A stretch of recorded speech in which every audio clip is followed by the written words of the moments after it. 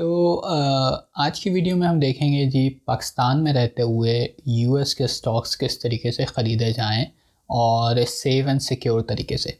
तो मैंने पहले एक वीडियो बनाई थी जिसमें मैंने पहले भी बताया था कि जी यूएस के स्टॉक्स किस तरीके से ख़रीदे जाएं, लेकिन वो बाइनेंस के थ्रू बनाई थी क्योंकि बाइनेंस ने वो फ़ीचर शुरू किया था और मैंने बोला कि उसका बताता हूँ क्योंकि बाइनेंस में पैसे डिपॉजिट करना बड़ा आसान था। लेकिन जो है वो क्या कहते हैं, वो बाइनेंस वालों का चला नहीं वो फ़ीचर इतना, तो वो और उन्होंने ऊपर से पाकिस्तान में बंद भी कर दिया। तो खैर आज की वीडियो में मैं बताऊंगा कि जी आपने इंटरेक्टिव ब्रोकर्स के थ्रू यूएस के स्टॉक्स पाकिस्तान में रहते हुए किस तरीके से ख़रीदते हैं। और जहाँ तक बात रही इंटरेक्टिव ब्रोकर्स की, तो ये एक बहुत बड़ा ट्रेडिंग प्लेटफॉर्म है यूएस का, और काफ़ी ट्रस्टेबल प्लेटफॉर्म है और मेरे ख़्याल से दुनिया के बड़े ट्रेडिंग प्लेटफॉर्म में से एक है। तो जब मैंने रिसर्च शुरू की तो मैंने बोला कि ये तो बड़ी अच्छी बात है कि पाकिस्तान में जो है वो अलाउ कर रहे हैं, इससे अच्छी बात क्या हो सकती है। तो इस वीडियो में मैं आप लोगों को दिखाऊंगा कि जी आपने इंटरेक्टिव ब्रोकर्स का अकाउंट किस तरीके से बनाना है, उसकी वेरिफिकेशन किस तरीके से करनी है, उसमें पैसे डिपॉजिट किस तरीके से करने हैं, और एट दी एंड वहाँ पे स्टॉक किस तरीके से बाय करना है।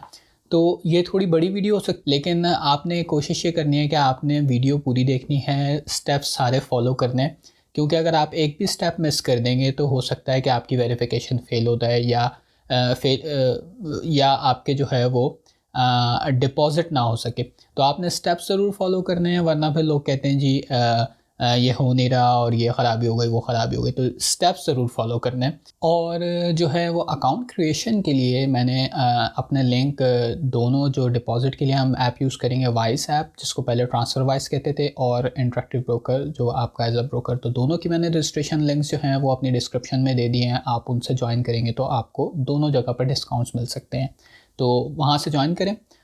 तो चलते हैं डेमो की तरफ। और डेमो पे जाने से पहले मैं फिर से आपको बोलूँगा कि आपने वीडियो के सारे स्टेप्स लाजमी देखने हैं, क्योंकि जो है वो जो स्टेप्स बनाते हुए, जो डेमो रिकॉर्ड करते हुए मुझसे गलतियाँ हुई और जो मेरी उन लोगों से कॉरस्पॉन्डिंग हुई इंटरेक्टिव ब्रोकर्स वालों से, मैंने उसके बारे में बताया कि मैंने क्या गलती की और इसको आपने किस तरीके से सही से करना है। तो डेमो की तरफ चलते हैं और डेमो शुरू करते हैं। वेबसाइट खोल लिए और यहाँ पे आप देखें interactivebrokers.co.uk मैंने खोली है, क्योंकि मेरे ख़्याल से .com जो है उन्होंने पाकिस्तान में ब्लॉक की हुई है। तो आप .co.uk ट्राई कर सकते हैं। और इस तरह की जो वेबसाइट्स होती हैं बैंकिंग से रिलेटेड और ट्रेडिंग से रिलेटेड, इसमें जो है वो काफ़ी फ़िशिंग साइट्स भी होती हैं जो कि आपका डेटा चोरी करने के लिए बनाई गई होती हैं। तो आप ऑलवेज़ मेक श्योर करें कि आप जो है सही स्पेलिंग लिख रहे हैं। और एक तरीका ये भी होता है कि आप यहाँ पे देख लें कि भाई सर्टिफिकेट जो है वो सही है। तो यहाँ पे आप देखें interactivebrokers.com आ रहा है, तो इसका मतलब ये सही साइट है। तो साइन अप करते हैं और ओपन एन अकाउंट पर क्लिक करते हैं और स्टार्ट एन एप्लीकेशन। यहाँ पे आप अपनी सारी इन्फॉर्मेशन लिखेंगे, रीजन वगैरह लिखेंगे, और रीजन आप यहाँ पे पाकिस्तान देखें आ रहा है, पाकिस्तान सेलेक्ट कर सकते हैं। और उसके बाद यहाँ पे मैं अपनी इन्फॉर्मेशन लिखूँगा। सारी इन्फॉर्मेशन लिखने के बाद जो है क्रिएट अकाउंट पे क्लिक करता हूँ, और जो है उन्होंने क्या कहते हैं मेरे ईमेल एड्रेस पे वेरिफिकेशन लिंक भेजा है, जिससे मैं वेरीफाई करूँगा। ईमेल वेरीफाई करने के बाद जो है मैं इसको लॉगिन कर रहा हूँ। तो जब आप फर्स्ट टाइम लॉगिन करेंगे तो आपने जो है अपनी प्रोफाइल को कंप्लीट करना है, और जो इन्फॉर्मेशन बाकी रह गई है वो अब आपने लिखनी है। तो यहाँ पे आपने जो है वो अकाउंट टाइप को इंडिविजुअल सेलेक्ट करना है। अच्छा, उसके बाद आपने जो है वो आके अपना प्रोविंस लिखना है। यहाँ पे मैंने लिख दिया सेंड। अब आप अपनी एप्लीकेशन को स्टार्ट कर सकते हैं। अब जब आप एप्लीकेशन स्टार्ट करेंगे तो यहाँ पे आपकी वो सारी इन्फॉर्मेशन मांगेगा जो आपने लिखनी है। उसके बाद आप जो है वो अपना मोबाइल नंबर वगैरह, पर्सनल इन्फॉर्मेशन और आइडेंटिफिकेशन के लिए जो है वो आपका डॉक्यूमेंट मांगेंगे, जो कि आपका ड्राइविंग लाइसेंस हो सकता है या आईडी कार्ड हो सकता है या पासपोर्ट हो सकता है। उसके बाद आपने अपनी एम्प्लॉयमेंट टाइप रखनी है कि आप सैलरीड हैं या आप जो है वो बिजनेसमैन है, जो भी हैं वो आपने लिखनी है। और साथ में आपने सोर्स ऑफ वेल्थ भी लिखनी है कि जो आप इन्वेस्टमेंट करते हैं वो वेल्थ आपके पास कहाँ से आती है। उसके बाद कुछ सिक्योरिटी से रिलेटेड क्वेश्चंस हैं जो कि ज़रूरी होते हैं कि अगर आप अपने अकाउंट का पासवर्ड भूल जाएं या अकाउंट ब्लॉक हो जाए तो वो उसको यूज़ करने के लिए उसको अनब्लॉक करने के लिए चीज़ें पूछते हैं। तो ये मैं सारी इन्फॉर्मेशन फिल करके नेक्स्ट स्टेप पे जाता हूँ और फिर वहाँ से वीडियो कंटिन्यू करता हूँ। अच्छा, तो जो फर्स्ट स्टेप मैंने कंप्लीट कर दिया और जब उसके बाद मैं नेक्स्ट स्टेप पे आया हूँ तो वो जो है मुझे जो मैंने मोबाइल नंबर लिखा है उसको कंफर्म करने को कह रहा है। और इसको आप बाद में भी कर सकते हैं क्योंकि ऑप्शनल है, लेकिन आप इसको कंफर्म कर लें तो ज़्यादा बेहतर है, क्योंकि अगर आप अकाउंट का पासवर्ड भूल जाएं या ब्लॉक हो जाए किसी रीज़न से तो आप अपने मोबाइल नंबर से भी रिकवर कर सकते हैं। तो इसको मैं फ़िलहाल अभी नहीं कर रहा, लेकिन बाद में मैं इसको वेरीफाई कर लूँगा। उसके बाद यहाँ पे आप अपना अकाउंट टाइप लिखेंगे। मैंने मार्जिन सेलेक्ट नहीं किया क्योंकि मैं मार्जिन पे ट्रेडिंग नहीं करूँगा, मैं कैश पे ट्रेडिंग करूँगा। जो मैं डिपॉजिट करूँगा मैं उसी से ट्रेडिंग करूँगा। और मैं आपको सजेस्ट भी यही करूँगा कि अगर आपको एक्सपीरियंस नहीं है और आप फर्स्ट टाइम कर रहे हैं तो आप मार्जिन में बिल्कुल ना जाएं। और उसके बाद जो है आप अपने एनुअल नेट इनकम लिख सकते हैं इसमें, और नेट वर्थ और आपके लिक्विड एसेट्स।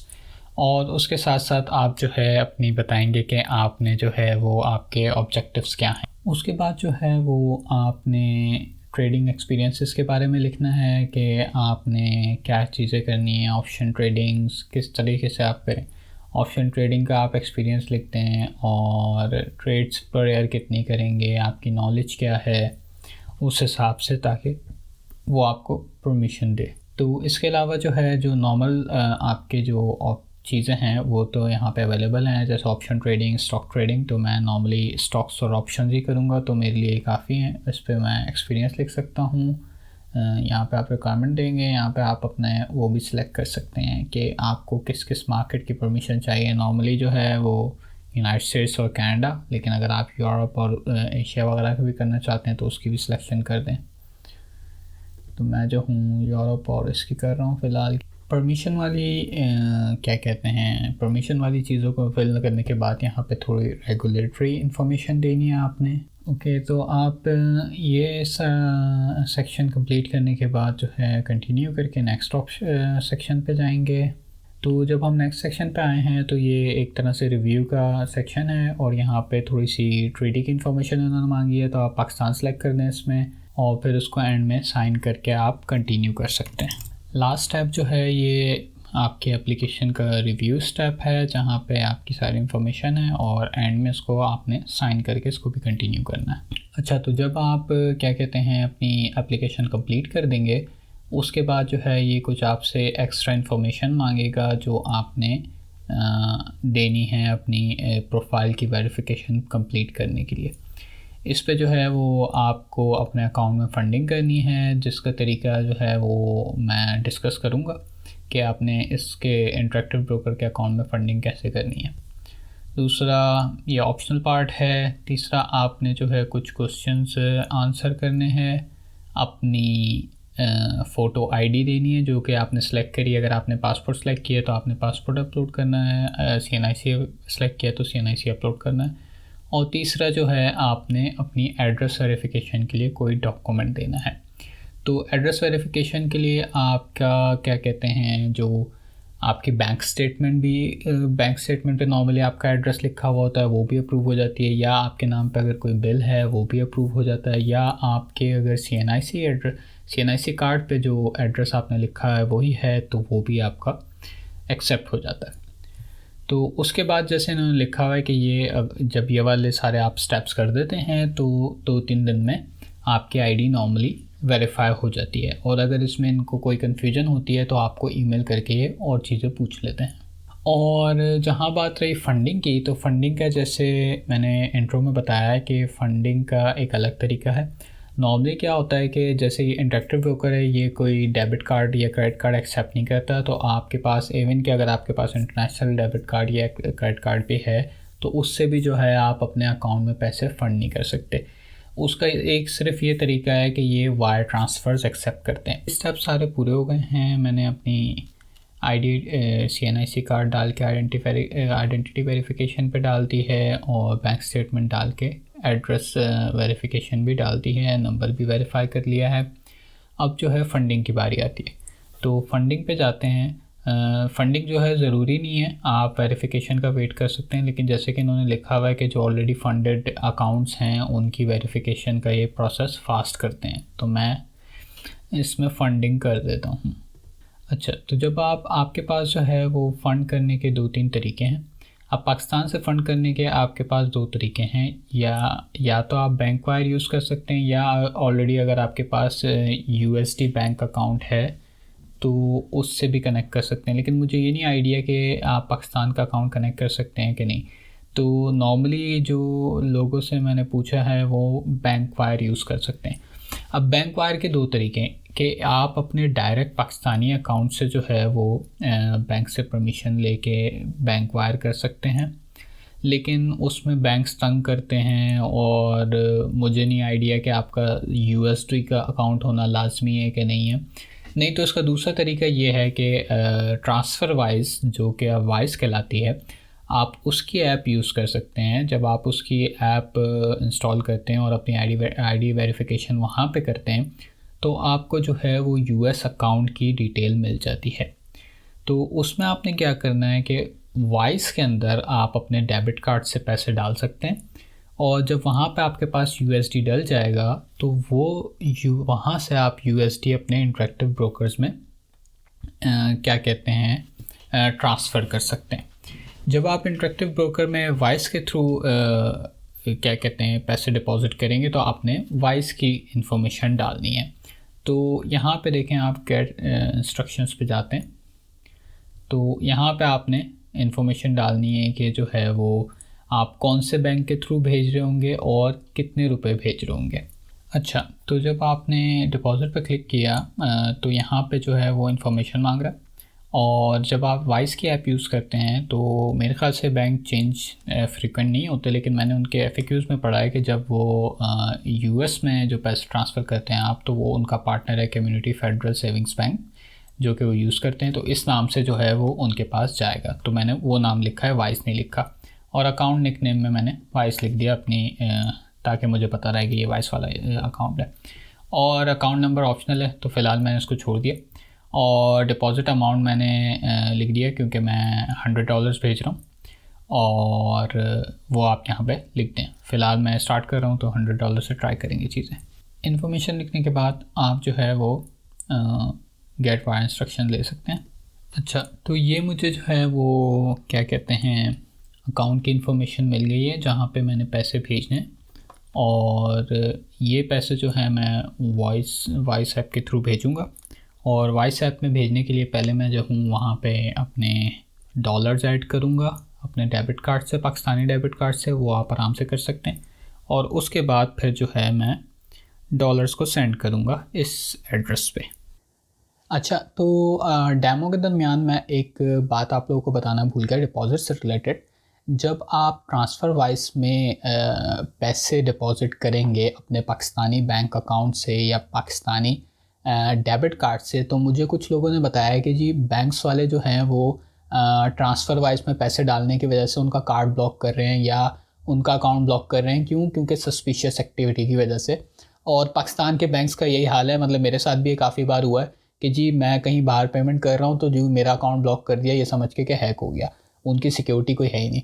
तो इसके लिए एक अच्छा तरीका ये है, इस ख्वारी से बचने के लिए आप, अब बहुत सारे बैंक्स वालों ने अब वर्चुअल कार्ड का ऑप्शन दे दिया है। यूबीएल ने दिया हुआ है, फैसल बैंक ने दिया हुआ है, मेरे ख्याल से अल्फला ने भी दिया हुआ है। तो आपने वाइस में जब पैसे डिपॉजिट कर रहे हैं तो आप वर्चुअल कार्ड बना के उससे डिपॉजिट करें, ताकि आपकी ट्रांजैक्शन ब्लॉक भी हो रही है तो आपको वो अनब्लॉक और वो सब की ख्वारी ना करनी पड़े। तो इस चीज़ का ध्यान रखिएगा। बाकी वापस बैक टू द डेमो। अच्छा, तो मैं वाइस के ऐप में आ गया हूँ और मैंने सोचा कि जो है वो यहाँ पे आप लोगों को प्रोसेस शो कर दूँ। तो मैंने अपने यूएसडी ऐड कर लिए हैं वाइस के अकाउंट में, और अब मैं यहाँ पे यूएसडी पे आके सेंड पे क्लिक कर रहा हूँ, और सेंड पे मैं न्यू ऐड कर लेता हूँ क्योंकि पहले मैंने कभी भेजा नहीं है। और अब बिज़नेस एंड ऑर्गेनाइजेशन कर देता हूँ। यहाँ पे आप यूएसडी सेलेक्ट करेंगे। यूएसडी में आप क्योंकि यूएसडी के अकाउंट से भेज रहे हैं तो वो लोकल बैंक कंसिडर होगा। यहाँ पे नाम लिख देता हूँ, और ये वो मैं नाम लिख रहा हूँ जो मुझे वहाँ इन्फॉर्मेशन में उन्होंने दिया। अच्छा, तो ये मैंने इन्फॉर्मेशन लिख दी है जो मुझे वहाँ पे उन्होंने दी थी कि यहाँ पे आपने ट्रांसफ़र करने। उनका ACH routing number, account type और सारा एड्रेस वगैरह जो वहाँ पे लिखा हुआ था मैंने लिख दिया। इसको कंफर्म करते हैं। कंफर्म करने के बाद अब जो है मैं यहाँ पे आपने मेक श्योर करना है कि जितने आपने वहाँ पे अमाउंट लिखा है उतना ही वहीं से भेजें ताकि वो मैच कर सकें। तो ये मैं $100 अब उनको भेज रहा हूँ। कंटिन्यू करता हूँ। यहाँ पे डिटेल्स रिव्यू कर लेंगे आप। और उन्होंने वहाँ डिस्क्रिप्शन में बताया था कि आपने रेफरेंस में जो आईडी उन्होंने दी है वो लिखनी थी। तो यहाँ पे वो मेक श्योर आपने करना है कि लाजमी लिखनी है वो। अच्छा, तो ये यहाँ पे डिटेल रिव्यू कर लेते हैं। और यहाँ पे मैंने रेफरेंस आईडी लिखी है और ये जब आप वहाँ से डिपॉज़िट इनिशिएट करते हैं वहाँ पे ये रेफरेंस आईडी आपको मिलती है और ये लिखना लाजमी है। अगर ये आप नहीं लिखेंगे तो आपका जो है वो डिपॉज़िट डिले होगा और वो फिर आपसे प्रूफ मांगेंगे। तो इसको ना भूलें, इसको लाजमी लिखें। और अब मैं कंफर्म कर रहा हूँ और यहाँ से देखें मेरी ट्रांजैक्शन शुरू हो गई। और अब ये पता नहीं कितना टाइम लेगा, पहली बार मैं इनको भेज रहा हूँ। तो खैर यहाँ पे हो जाएगा और अगर कुछ मसला भी होगा तो जो है ये पैसे मुझे वापस मिल जाएंगे। तो कहीं ऐसे मसले की बात है नहीं। अच्छा, तो ये मैंने सोचा कि आप लोगों को प्रोग्रेस दिखा दूँ। ये मैंने अपनी सारी चीज़ें वेरीफाई कर दी हैं और मेरे जो क्या कहते हैं डिपॉज़िट जो मैंने फ़ंड किए थे वो भी डिपॉज़िट हो गए हैं। उनको नोटिफिकेशन मिल गई है, अभी उनके पास ट्रांसफ़र नहीं हुआ है। इसलिए आप यहाँ पे देखें ये अकाउंट बैलेंस 0 शो हो रहा है, लेकिन ये क्या कहते हैं ग्रीन हो गया क्योंकि उनको पता चल गया कि जी मेरी ट्रांजैक्शन आ रही है। और बाकी मैंने मोबाइल नंबर भी वेरीफाई कर लिया, अपनी आईडी भी दे दी, रेजिडेंशियल एड्रेस की वेरिफिकेशन मांगी थी वो भी दे दी। तो आप वहाँ पे जो अपनी प्रोफाइल में एड्रेस डालते हैं वो मेक श्योर करें कि वो एड्रेस डालें जो है वेरीफाई कर सकें। तो वो भी मेरी हो गई है। दूसरा जो है जो आप इनकम लिखते हैं वहाँ पे जो फॉर्म में उन्होंने इनकम वगैरह पूछी थी तो वो उस इनकम का प्रूफ मांगते हैं कि आपकी इतनी इनकम जो भी आपने लिखी है वो कहाँ से आ रही है। तो उसका प्रूफ आप जो है वो बैंक स्टेटमेंट के थ्रू देख सकते हैं या अपनी सैलरी स्लिप्स के थ्रू दे सकते हैं, या अगर आप जो है सेल्फ़ एम्प्लॉयड हैं तो उसकी भी आपको प्रूफ देने होते हैं। तो मतलब कहने का मकसद ये है कि जो भी इन्फॉर्मेशन आप डालें वो ऐसी डालें कि जिसको आप प्रूफ कर सकें, आपने कोई ऐसे रैंडम फेक नंबर नहीं डालने। तो ये मेरा जो है वो क्या कहते हैं ये सारा पेंडिंग पे चला गया है। तो प्रूफ ऑफ इनकम मैंने सबमिट कर दिया है और जो मैंने प्रूफ ऑफ इनकम भेजा था उसमें भी जो है मैंने बैंक स्टेटमेंट जो है वो पूरे जितना उन टाइम की उनको चाहिए थी उतने टाइम की नहीं भेजी थी, कम महीने की थी, मेरे ख्याल से 1 महीने की सिर्फ मैंने भेजी। तो उस पर उन्होंने मुझे उनकी जो भी रिप्रेजेंटेटिव था उसने ईमेल किया कि जो है वो आपने जो अमाउंट लिखा है अपनी अर्निंग्स वगैरह लिखी है वो आपकी बैंक स्टेटमेंट से मैच नहीं हो रही। तो मैंने उनको फिर से अब बैंक स्टेटमेंट अपनी भेजी है ज़्यादा महीनों की निकाल के, और अब ये पेंडिंग में है और अब देखता हूँ कि कितने टाइम में मुझे रिस्पांस आता है या नेक्स्ट वो क्या कहते हैं। तो वो जो भी कहेंगे फिर मैं उसकी भी अपडेट वीडियो में ऐड कर दूँगा। इनकी फ़ाइनल अपडेट, और ये जैसे कि आप देख रहे हैं मेरा अकाउंट बन गया है और एक्टिवेट भी हो गया है, मेरे पास पूरा पैनल आ गया है और जो मैंने कैश डिपॉज़िट किया था वो भी आ गया। इसको थोड़ा सा टाइम लगा डिपॉज़िट को आने में, क्या कहते हैं मेरे ख्याल से 27 तारीख को जो है वो मैंने किए थे, तो 30 तारीख को यहाँ पे शो होना शुरू हुए हैं, तो इसको टाइम लगा। तो यहाँ पे अब आपके पास सारा ओपन है, इस पे आप ऑप्शंस भी ख़रीद सकते हैं, स्टॉक्स भी ख़रीद सकते हैं, कुछ भी ले सकते हैं। तो आप लोगों को दिखाने के लिए मैं कोई स्टॉक ले लेता हूँ, और अगर कोई न्यू है इन्वेस्टिंग में और ऑप्शंस में और स्टॉक में तो आप पैनी स्टॉक से भी चीज़ें ख़रीद के सीख सकते हैं कि भाई ऑप्शंस किस तरीके से लेने हैं और क्या करना है। तो एक यहाँ पे जो भी आपको स्टॉक लेना है उसको आप सर्च कर सकते हैं। जैसे मैं इसका करके दिखा देता हूँ आपको, AT&T का एक स्टॉक ले लेते हैं और लिमिट नहीं लगानी, जो भी मार्केट प्राइस है उस पर ले लेता हूँ और इसके ऊपर उसके बाद आप प्रीव्यू करके देख सकते हैं कि आपका ऑर्डर कितने का होगा। तो ये इतने का एक शेयर है और उसके साथ साथ आप देखें यहाँ पे इनकी कमीशन फ़ी होती है इंटरेक्टिव ब्रोकर्स की अपनी, जो कि ये पर ट्रांजैक्शन चार्ज करते हैं, तो वो लिखा हुआ आ रहा है और फिर उसके बाद आपका टोटल। इसको हम करते हैं। अच्छा जी, तो देखें ये ऑर्डर फ़ौरन इंस्टेंट फिल हो गया और ये आ गए। अब हम जाते हैं पोर्टफोलियो में, पोजीशंस में, और यहाँ पे आपको देखें AT&T नज़र आ गया जो हमने अभी ख़रीदा है। तो वीडियो को लाइक ज़रूर करें और चैनल को सब्सक्राइब करें, क्योंकि मैं आगे और वीडियो बनाता रहूँगा इन्वेस्टमेंट से रिलेटेड, और सिर्फ US से रिलेटेड नहीं, पाकिस्तान से रिलेटेड भी, क्योंकि US के स्टॉक में इन्वेस्ट करना मेरे ख्याल से थोड़ा ख्वारी वाला काम है। पाकिस्तान से ये इतनी सारी चीज़ें आप लोगों को करनी पड़ती हैं, पैसे भेजो और फिर अगर विड्रॉ करवाने तो वहाँ से वायर ट्रांसफ़र करवाओ। तो पाकिस्तान के स्टॉक्स में भी आप काफ़ी अच्छा रिटर्न ले सकते हैं अपनी इन्वेस्टमेंट पे, तो उसका तरीक़ेकार भी मैं आपको बताऊँगा। तो सब्सक्राइब लाजमी करें ताकि आप लोगों को नई वीडियोस आती रहें, और मिलते हैं अगली वीडियो में।